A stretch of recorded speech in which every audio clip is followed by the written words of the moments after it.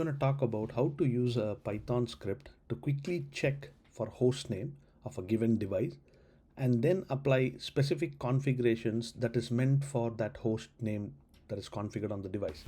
So let me just quickly walk through the script. So the script I have is named as hostname check and apply configs across 4 different routers, which is why it is named as 4. This is just a name, obviously. Just looking at the parameters within the script, I'm using NetMiko module to establish connection and start programming the box. Likewise, I have a getpass which will prompt for the password and then enter the password and it will be able to log in. So we are not storing the password locally. A few NetMiko exceptions have been imported as well. So if at all we are not able to log into the device due to timeout exceptions, we can use that and to generate an error message. Likewise, we also have NetMikoAuthenticationException. So if in case there's any authentication related exception, we can print out a friendly warning. Now the next things what we do is we invoke the username as a variable. So it's going to, once you run the script, it's going to ask for the input for the username, which is stored under username variable. Likewise, the getPass will prompt for the password and whatever we enter is stored on this variable. Now the list of commands that we are going to have is read because I have like different set of files, each of which have specific configurations that is meant for a specific host name. So PTX command is a file that has a set of configs that is read and stored in this variable called PTX. MX command is a file that has a set of configs that is again read and stored in this file or variable.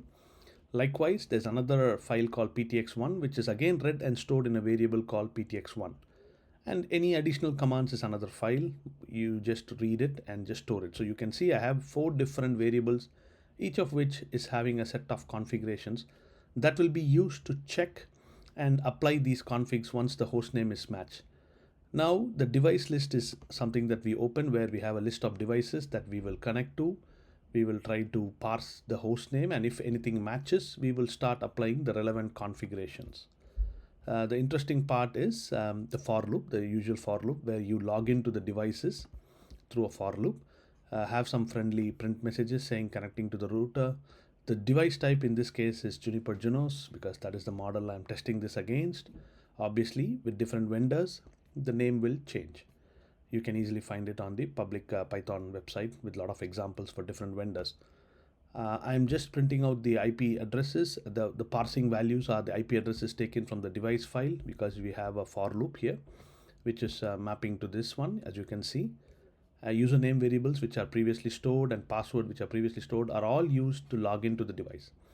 Now the next thing what I'm doing inside the for loop is I'm using this try option where it is just trying to check for any exceptions. First of all, I invoke the connection using NetMiko to these Junos devices. So it's establishing a netconf session. If there is any exception related to authentication, we print out some error messages and the IP address for the device. Likewise, if there is any timeout or delay in establishing the session, we again print out some friendly error messages. And any other unexpected errors like end of file errors, these are also printed, and any unknown is also printed out. So it's just a kind of more friendly approach to the script, so it can tell us what is happening. Of course, if you don't need this, you can obviously remove this off. Then proceeding further, this is where it gets interesting. So what we do next is we check the software version. Now, when you do show version, there is a field that pops up in Juniper with the host name. So what I mean by that is if I show you here, if you log into the device and run show version, you see you have a host name. So I'm trying to use the show version command to parse the host name and use that for my script. So that's why the first check is done with show version once it logs into the device, and the variable of the output of show version is stored on this variable. Then I create a new variable with the value of none, so just to keep it clean. So now I create one more for loop where I say for host in. So I have a set of host names that I know that I want to check and then apply the configs. So I'm checking if the host name within this for loop is matching anyone on this output host name, then print found host name, the host name value. So it's trying to check against the predefined host names with the host name that is found on show version to whatever devices it connected to.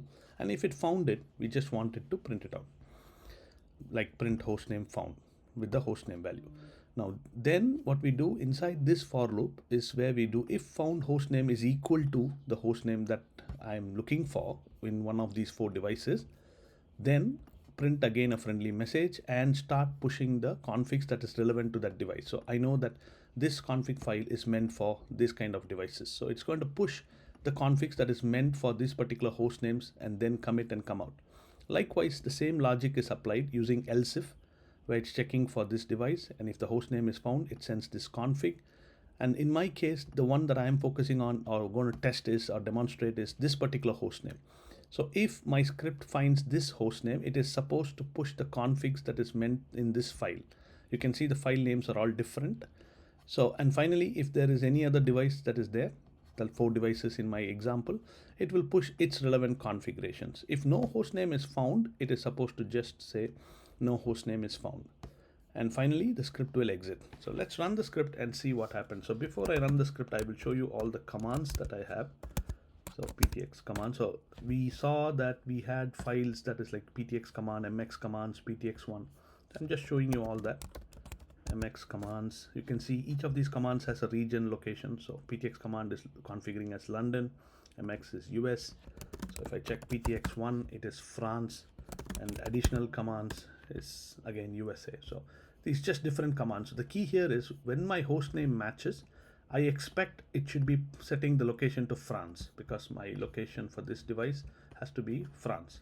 And that is how the script logic is going to check for the host name, and if it matches, it's going to push the PTX1 relevant location configurations. So then the device file, which I'm parsing, which is on the script, can contain a list of IP addresses. So device file here, as you can see. So in this case, I'm just having one IP. Of course, you can put a lot of IPs and check it out. So now if I run the script, invoking the script by calling the script name, see it's asking me for the username, password. So first you can see it's giving the friendly input of connecting to the device. Then it says found the host name, running configs command for that particular host name. So going into the configuration mode, setting the location to France.